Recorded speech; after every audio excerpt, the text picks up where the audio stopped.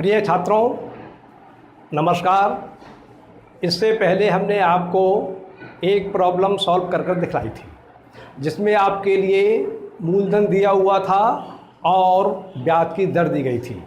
आपसे ये पूछा गया था कि 2 वर्षों के लिए चक्रवृद्धि ब्याज और साधारण ब्याज का अंतर कितना है।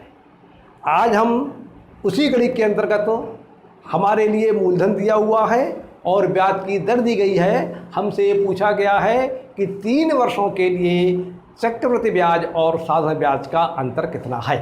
ये प्रश्न आपको हम सॉल्व कर दिखला रहे हैं। इस प्रश्न को सॉल्व करने का संक्षिप्त सरल सूत्र जो है वह आपको हम पहले बता चुके हैं। तो आज का हमारा प्रश्न है 8,000 रुपये का 5% वार्षिक ब्याज की दर से 3 वर्षों के लिए चक्रवृद्धि ब्याज एवं सरल ब्याज का अंतर ज्ञात कीजिए।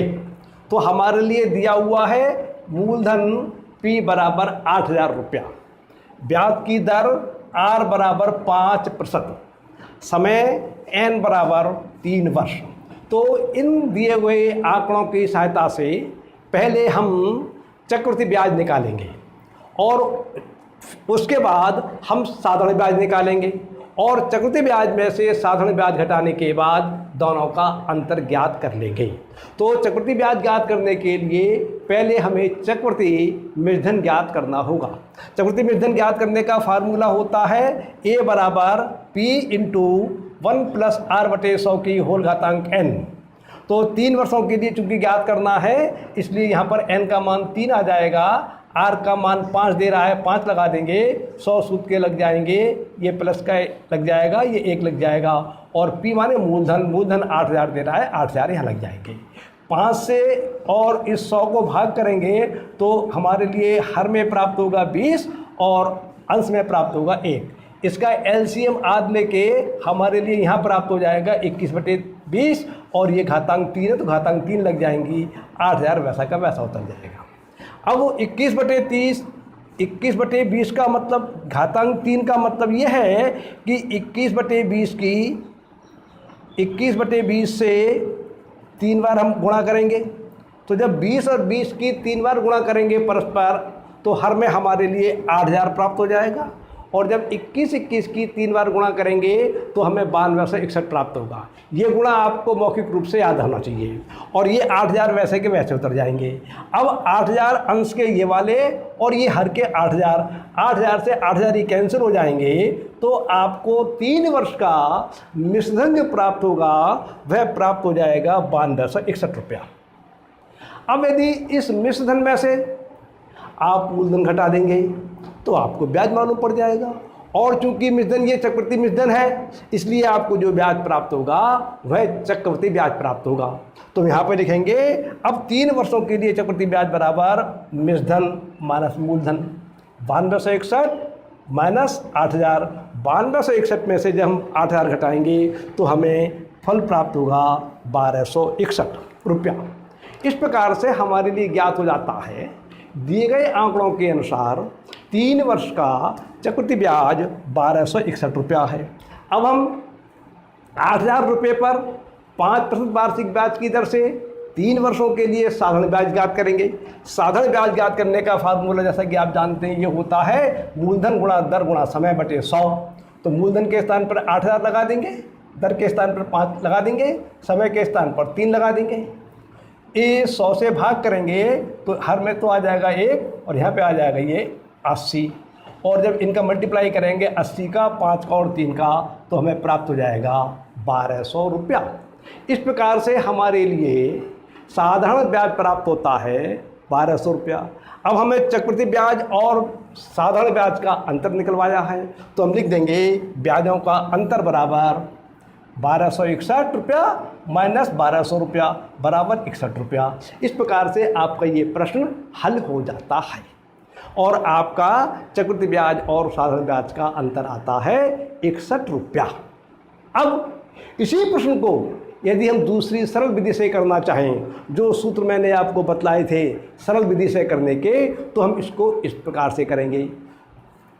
ब्याजों का अंतर बराबर होता है, ये सूत्र 3 वर्ष के लिए प्रयोग किया जाता है। जब 3 वर्ष का चक्रवृद्धि ब्याज और साधारण ब्याज का अंतर पूछा जाता है तब ये सूत्र प्रयोग करते हैं। 2 वर्ष के लिए सूत्र अलग है। तो ये बराबर होता है P इंटू R बटे 100 की होल घातांक 2 इंटू 300 प्लस R बटे 100। इस सूत्र में हमारे लिए n का मान लगाने की आवश्यकता नहीं है, क्योंकि ये सूत्र बना ही 3 वर्षों के लिए है। इसलिए ये सूत्र तभी लगाया जाएगा जबकि n का मान 3 वर्ष होगा। यहाँ पर हम केवल P का और R का मान लगा देंगे और गणना कर लेंगे, तो हमें डायरेक्ट जो है ये मालूम पड़ जाएगा कि 3 वर्षों के लिए चक्रवृद्धि ब्याज और साधारण ब्याज का अंतर कितना होता है। तो यहाँ पर हम P के स्थान पर लगाएंगे 8000, R के स्थान पर लगाएंगे 5, तो और हर में ये 100 आएंगे तो 5 बटे 100 की घातांक 2, और यहाँ पर R के स्थान पर 5 लगाएंगे तो यहाँ प्राप्त होगा 300 प्लस 5 बटे 100। अब हम इसकी गणना करेंगे, कैलकुलेशन करेंगे। तो देखिए 8000 तो वैसे के वैसे लिखे रहेंगे, 1/20 की घातांक 2 का मतलब ये है कि 1/20 की 1/20 से गुणा करिए आप, तो आपको गुणनफल प्राप्त होगा 1/400। तो 1/400 तो इसके स्थान पर आ जाएगा, और ये आपका 300 और 5 305 हो जाएगा जुड़ के अंश में, और हर में 100 वैसे के वैसे आ जाएंगे। हम इसे काटेंगे तो 100 से जब हम इसे काटेंगे तो 100 एकम 100 ये आ जाएंगे, और 100 से 8000 को काटेंगे तो 80 आ जाएंगे, और 80 से जब 400 को काटेंगे तो 80 पंजे 400 होते हैं, तो ये हर में 5 आ जाएंगे। तो अंश में बचते हैं हमारे 305 और हर में बचते हैं 5। ये काटने की प्रक्रिया ये जरूरी नहीं है कि जैसे मैंने काटा है वैसे ही काटें आप। जिस प्रकार से आपको ये अंश और हर में जो उभय निष्कोण खंड होते हैं उन्हें काटने के जिस प्रकार से आपको नियम आते हैं उसी प्रकार से करिए, नियम सही होने चाहिए। तो आपको फल प्राप्त हुआ 305/5। अब 305 को जब हम 5 से भाग करेंगे तो हमें प्राप्त होगा 61 रुपया। तो इस प्रकार से दिए गए आंकड़ों के अंतर्गत कहने का मतलब ये 8000 रुपये का 5% वार्षिक ब्याज की दर से 3 वर्ष के लिए चक्रवृद्धि ब्याज और साधारण ब्याज का अंतर 61 रुपया होता है। यह आपका उत्तर हो गया। क्लियर?